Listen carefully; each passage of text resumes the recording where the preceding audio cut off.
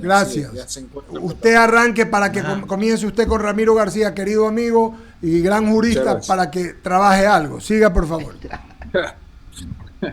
Estamos con el doctor Ramiro, Ramiro García y pues obviamente te damos la bienvenida. Ramiro, ¿cómo vas? ¿Cómo te encuentras? Jaime, muchas gracias por la invitación. Un saludo para todos los oyentes. Un saludo para mi querida Guayaquil, sobre todo. Qué bueno, bueno, empezando el tema, he escuchado a muchos candidatos hablar de la Constitución y hablan de la Constitución para hacerle un cambio. Pero ahí viene mi duda, ¿cómo hacer ese cambio? Porque si bien es cierto, hay muchos que se quejan, pero la pregunta del millón es, ¿cómo realizar dentro de la democracia, dentro de la constitución que actualmente tenemos, cuál sería la propuesta real? Porque unos dicen proponer otra constitución del 98 y reemplazarla, pero ¿por qué vía? ¿Cómo vamos a llegar según tu criterio, mi querido Ramiro? Adelante, te escuchamos. Bueno, la Constitución establece una serie de vías de reforma, de modificación, digamos. En algunos casos es una reforma constitucional, en otros casos requiere una asamblea constituyente para realizar esta reforma. La Corte Constitucional ha desarrollado una serie de líneas jurisprudenciales sobre el tema. Pero yo creo que, a ver, primero, políticamente caemos siempre en el error del creacionismo, es decir, de considerar que para mejorar al país es necesario reinventarlo desde cero. Porque, claro, si hablamos de una nueva constitución, estamos hablando de reinventar el país desde cero. Y Correcto. esto, claro, esto conlleva una lectura sociopolítica, jurídico-política bastante autoritaria, porque es la lectura del estado de naturaleza jovesiano. Es decir, no tenemos, queremos construir un estado de derecho, para lo cual necesitamos una nueva constitución. Y claro, ese creacionismo hace que cada 20 años queramos reinventar el país. Y normalmente se reinventa a imagen y semejanza del poder de turno.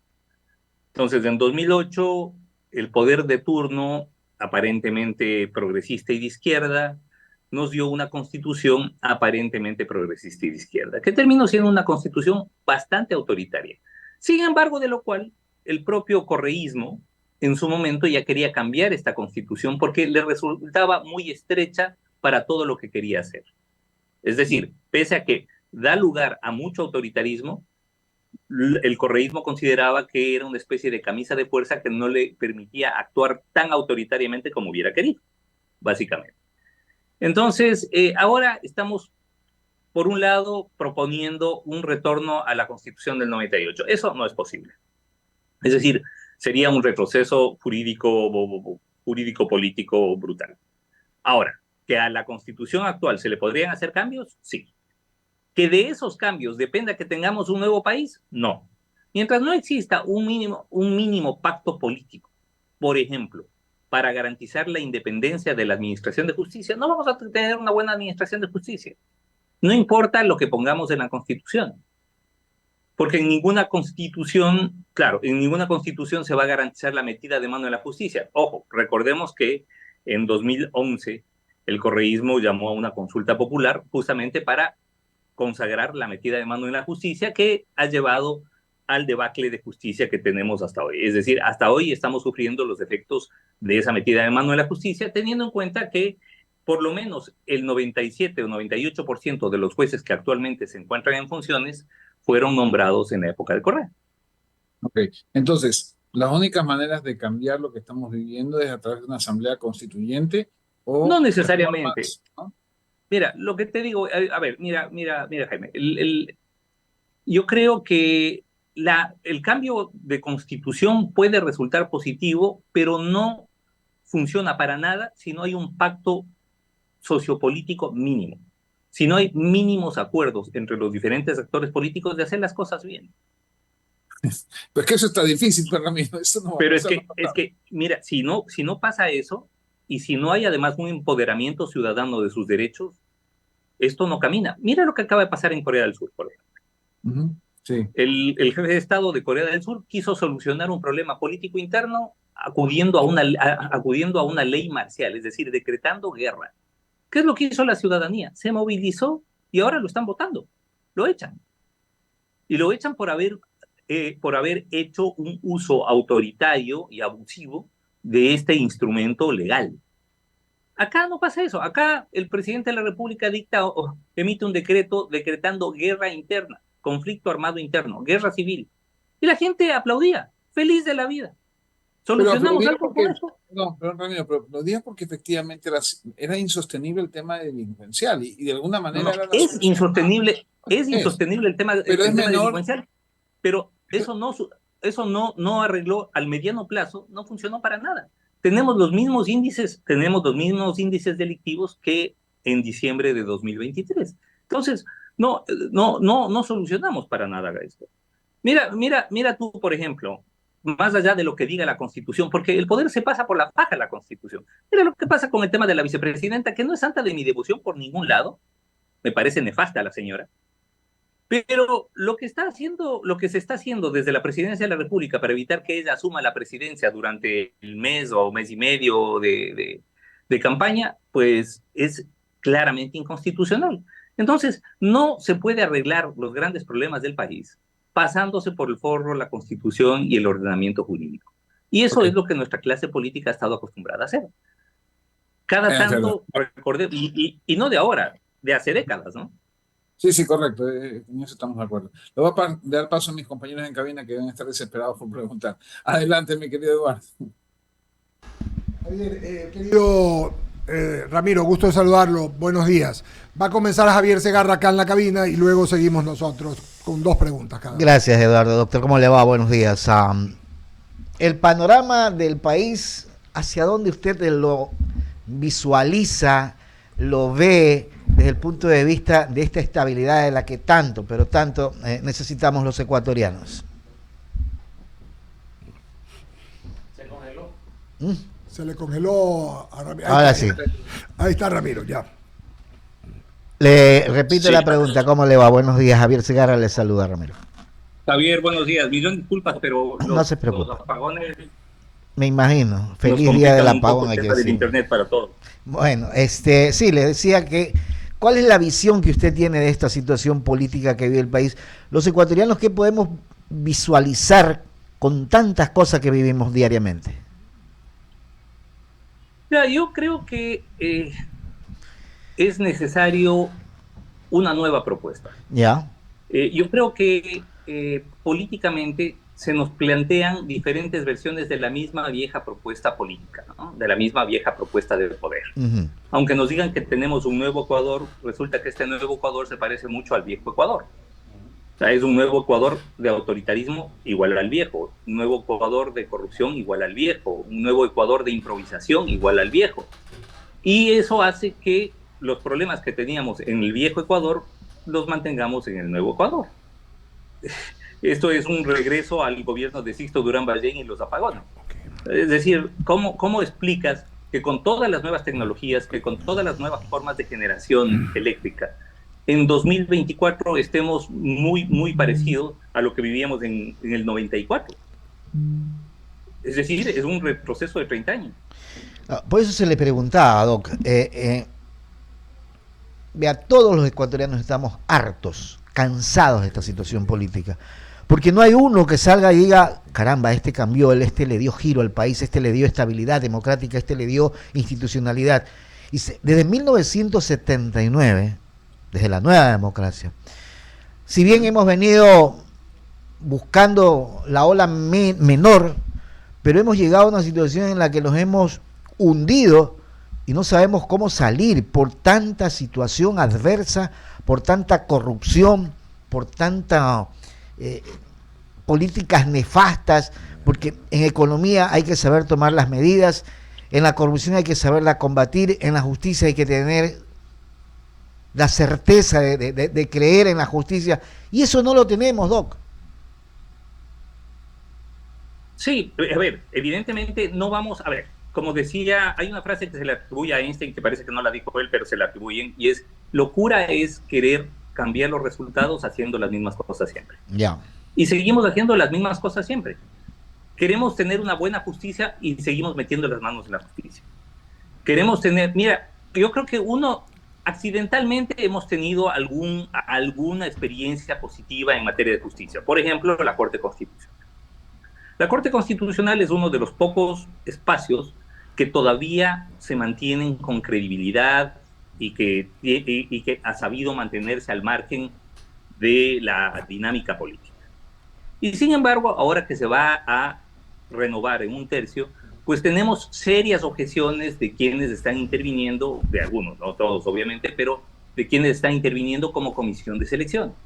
Es decir, evidentemente hay un deseo de meterle la mano a la justicia constitucional y que el único ente que funciona adecuadamente, pues caiga dentro de la misma dinámica, de esa triste dinámica en la que está el resto de la administración de justicia. Fíjese. Entonces, ¿qué es lo que tenemos que, claro, y lo único que se nos ocurre es, borra y va de nuevo. O sea, nosotros somos campeones del control al delete estatal. Porque, claro, una asamblea constituyente es eso, es control al del. Vamos a empezar de cero. Formateemos el Estado y reinventémonos el país.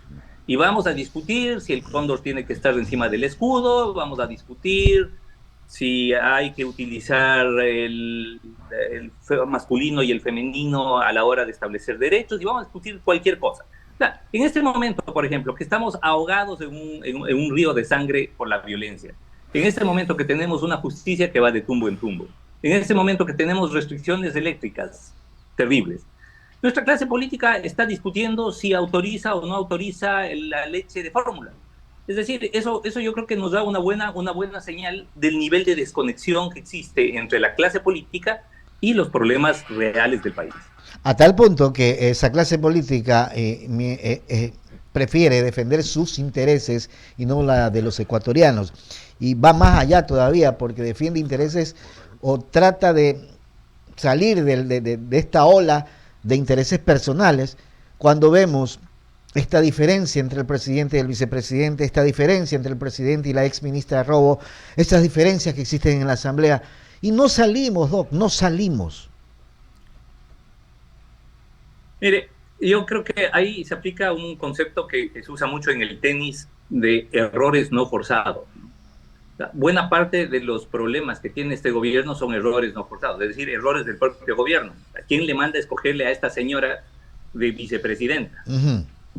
¿Quién le manda a escoger los ministros de la forma en que lo ha hecho? Porque además, ojo, este ha sido un gobierno o sea, un poco ha sido como una especie de plan, mi primer trabajo, ministros. Gente Increíble. Sin ninguna experiencia, gente sin ninguna trayectoria, que ha hecho, recordemos, por ejemplo, la ministra de Ambiente que teníamos, esta señora Sichel, que ahora está de candidata asambleísta, era para reírse cada vez que abría la boca. Pero ese no es el único caso, hay N casos, pero N casos de funcionarios de primero, segundo y tercer nivel que llegan a esos cargos por la cercanía del poder de turno, pero llegan sin ninguna experiencia y sin ningún conocimiento. Y claro, ¿quiénes somos los que sufrimos al final? La ciudadanía. Que está en ese momento, en materia eléctrica, no solamente que enfrentamos recortes, sino que enfrentamos imagínense, la inseguridad de tener un presidente y una exministra debatiendo de quién tuvo la culpa, quién avisó en su momento, quién no, políticos cercanos al bloque de gobierno que dicen, bueno, a ver, ella no solamente debió haber puesto en conocimiento, tuvo que haber realizado las gestiones necesarias para arreglar el problema. La pregunta es, ¿qué gestiones se puede hacer sin presupuesto? ¿Qué pasó con el presupuesto del sector eléctrico en 2024? ¿En qué se lo utilizó? Y resulta que ahora estamos optando por opciones muchísimo más caras que la de la generación eléctrica, de la termoeléctrica o la hidroeléctrica. Claro. Entonces ahora hemos vuelto nuevamente a los 90s de las barcazas. Es increíble, el país en vez de avanzar retrocede. Le voy a dar el paso a Mauricio Salem. Como decía Jean-Baptiste Vico, es un corsi de recorsi, ¿no? Es un corsi de recorsi. Sí. Es verdad. Sí. Le voy a dar el paso a Mauricio Salem para que continúe con el diálogo. Gracias de mi parte, Doc. Gracias. Ramiro, buenos días. Gusto saludarte a la distancia. Mauricio. ¿Cómo vamos? Ramiro, en los últimos días llamó la atención que el Consejo de Participación Ciudadana ponga dentro del orden del día el nombramiento de vocales del Consejo de la Judicatura. ¿Por qué llamó la atención esto si era un tema que tenía que venir de angas o de mangas? Una pregunta suelta. Bueno, a mí no me llama la atención porque en cuanto a agenda, ya los actuales vocales tienen que irse en el mes de enero. Entonces, lo lógico es que si estamos en diciembre, se convoquen a las diferentes fuentes para que manden sus ternas, de las cuales de escoger los 5 vocales que van a componer el Consejo de la Judicatura los próximos 6 años. Sí, porque vi algunos abogados que tradicionalmente ruedan en medios de comunicación diciendo preparémonos para la sorpresa, han convocado, y también me llamó la atención que les llame la atención cuando es algo que corresponde. Bueno, a ver, la sorpresa nos la pueden dar en cualquier momento, es decir, la Fiscalía, la Presidencia, el Legislativo, la Defensoría del Pueblo tienen que enviar sus delegados. La Presidencia de la Corte Nacional de Justicia tienen que enviar sus ternas para que el Consejo de Participación Ciudadana escoja de ahí a los 5 vocales. Correcto. Que eso lo hagan ahora, más bien a mí me parece que esto se lo está haciendo a última hora, muy a Es la correcto. ecuatoriana, porque lo lógico es que si en enero se tiene que hacer la renovación, pues entre agosto y septiembre como máximo se hubiera convocado para que las fuentes remitan, de manera que la ciudadanía pueda impugnar adecuadamente a los candidatos si no fueren idóneos, de manera que se pueda generar un debate adecuado y como ciudadanía podamos tener los mejores vocales a cargo de la administración. Quizá por lo cercano a las fiestas de Quito, quizá por el desvío de la atención, a la final por ahí va el tema. Pero en todo caso... bueno, pero a ver, o sea, ya estamos en diciembre y de hecho lo están haciendo a última hora. Así es. Estamos lamentablemente acostumbrándonos al país del yaqueché. Y el yaqueché y todo lo que se hace yaqueché. ¿Qué pasaría en el caso no consentido o no digerido de que en la audiencia de acción de protección de la vicepresidenta de la República le den la razón en cuanto a que los 150 días de suspensión no proceden y se le restituye el cargo lo tiene, se le restituye sus funciones inmediatamente y el presidente tiene que pedir licencia los primeros días de enero? ¿Qué pasaría en el entorno político si el presidente, a pesar de esa decisión judicial de acción extraordinaria de protección, decide igual encargarle la presidencia a la vicepresidenta temporal que él nombró? Bueno, estaría arrogándose funciones y de esa manera dando pie a un posible juicio político en su contra, que en este o en el próximo periodo legislativo. Es decir, a mí me parece que eso es abrir una puerta al infierno innecesaria, ¿no? De acuerdo. Eduardo. Sí, buenos días, Ramiro, gusto de saludarte. ¿Cómo estás?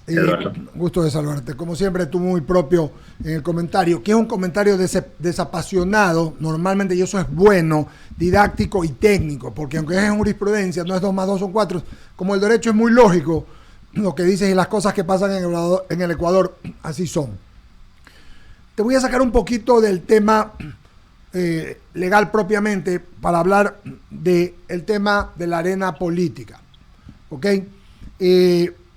Hay 2 candidatos con muchas posibilidades y quizás haya posibilidad de una tercera vía. Eso, que lo dijimos ya hace un año porque es un término que se usa desde el año 2022, desde que salió el libro de cuáles son las 3P del autócrata, la polarización está en su máxima fuerza. Entonces, ¿tú crees? Vamos a suponer que entran los 2 y que gana, como ha pasado en las 2 últimas elecciones en la primera vuelta, quien pierde en la segunda vuelta, o sea, la lista 5.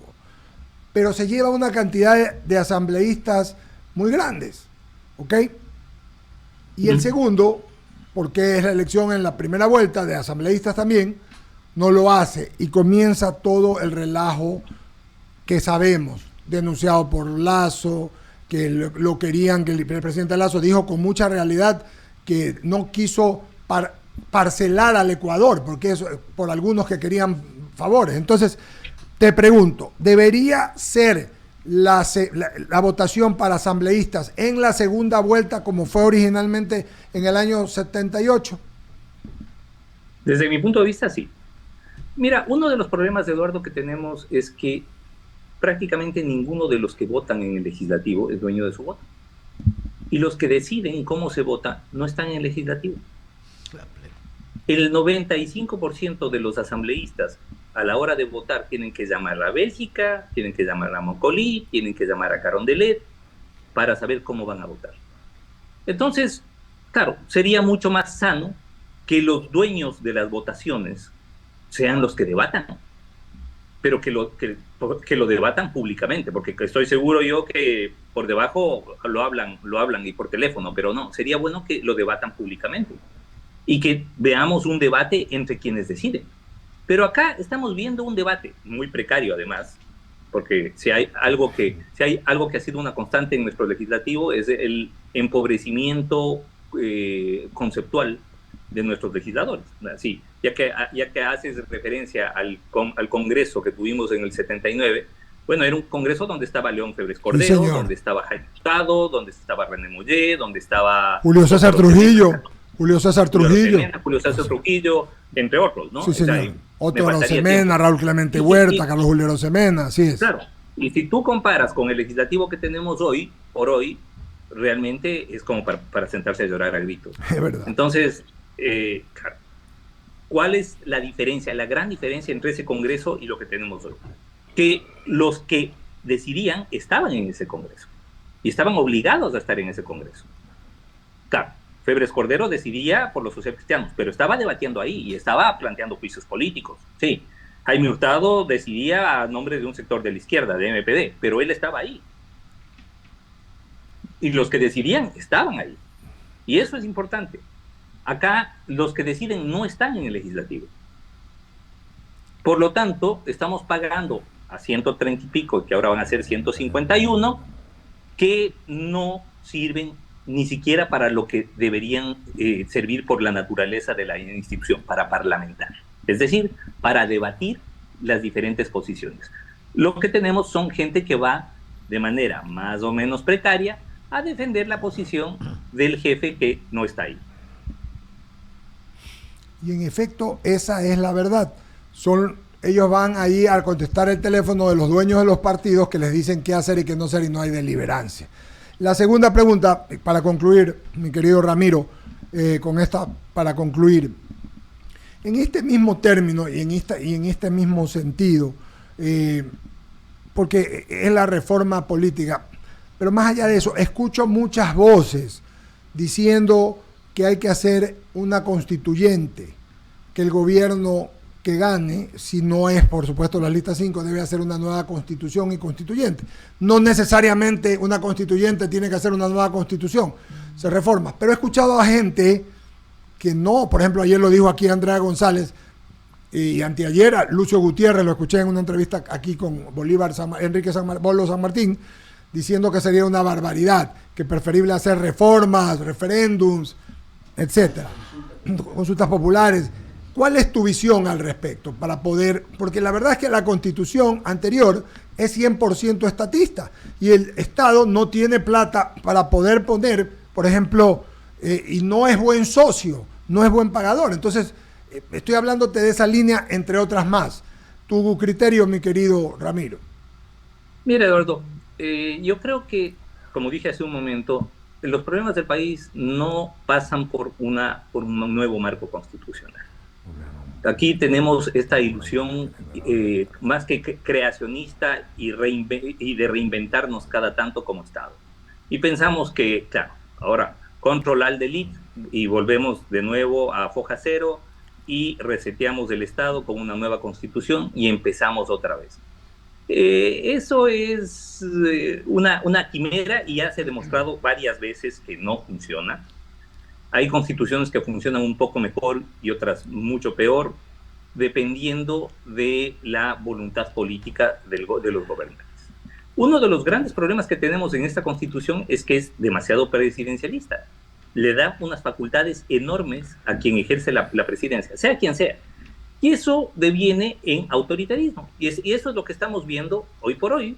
Estamos viendo dejos autoritarios de los diferentes gobernantes. Unos un poco más, otros un poco menos, unos han sido un poco más demócratas, y han respetado un poco más, por ejemplo, la independencia de funciones. Me parece que en eso Lenín Moreno, por ejemplo, cabe destacar. Otros han sido un poco más demócratas en cuanto al respeto de derechos, como Lasso, y otros, como el que nos gobierna hoy por hoy, pues, o como el que nos gobernó durante 10 años, han hecho un uso bastante extensivo de todas estas herramientas que le provee la Constitución para gobernar de manera autoritaria. Hay un libro bastante interesante que publicó la Universidad de Salamanca hace unos cuantos años, que se llama Presidentes y algo más. Es escrito por varios profesores de Derecho Constitucional de la Universidad de Salamanca, y hacen un análisis de los diferentes regímenes constitucionales latinoamericanos y llegan a la conclusión de que nosotros aquí en Latinoamérica no elegimos presidente, sino elegimos algo más. Muy bueno. Autócrata, dictador, lo que tú quieras, pero no es un presidente. ¿Por qué? Porque un presidente no puede tener esas atribuciones, las atribuciones que la Constitución le da al jefe de Estado en el Ecuador, por ejemplo. Claro, es una Constitución que permite un altísimo nivel de autoritarismo. Y ese autoritarismo nos termina pasando factura en lo institucional, en lo social, en lo político y sobre todo en lo jurídico. Entonces, y eso hace que hoy por hoy, ahora, cuando nuestros gobernantes no tienen esas potestades, pues se le inventan, ¿no? En ninguna parte había la potestad de poner tanquetas fuera de la Corte Suprema como hizo Félix Cordero. Claro. En ninguna parte había la potestad de tumbarse una Corte Suprema de Justicia como hizo Lucio Gutiérrez. Entonces, entonces, el problema que tenemos es que pensamos que a grandes males, grandes remedios, y como tenemos problemas muy, muy serios, entonces la solución es meter la gruesa y fuerte mano del poder para enmendar todo.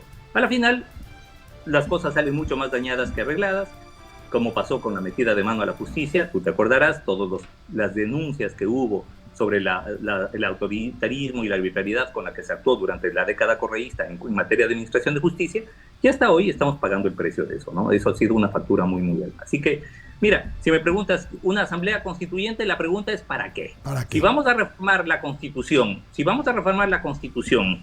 y lo vamos a hacer adecuadamente, sí. Si vamos otra vez, Borri va de nuevo, asamblea constituyente de plenos poderes, vamos a poner ahora nuevamente un nuevo poder, porque como no ganamos en las urnas, ahora vamos vía asamblea constituyente a tomarnos el poder por asalto. Para eso, no. Y eso es lo que pasó, en 2007. Tú te acordarás. Sí, señor. El gobierno de Correa no llegó con un bloque legislativo, y ¿qué es lo que hizo?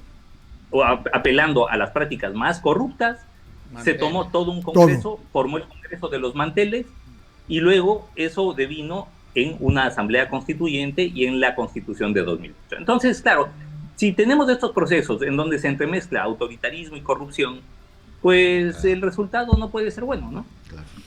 Querido Ramiro, agradecerte tu amabilidad y tu gentileza por estar con nosotros esta mañana, como siempre, y seguiremos conversando. Muy bien, queridos amigos, un abrazo, Ramiro, Bolo, Javier, ¿Qué le pasa? Jaime.